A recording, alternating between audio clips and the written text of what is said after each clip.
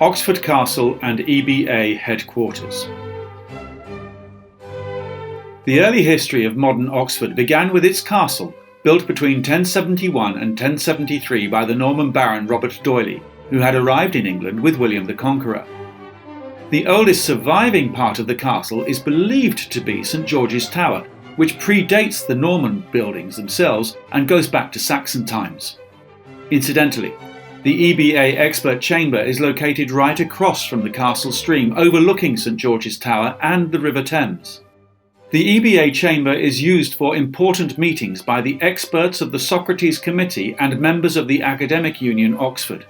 Also, because of its location and prestige, it is frequently visited by dignitaries with international reputations, such as the President of Malta, Marie-Louise Colero-Preca, Lord Digby Jones, the former British Minister of State for Trade, Investment and Business, members of the House of Lords, and many, many others.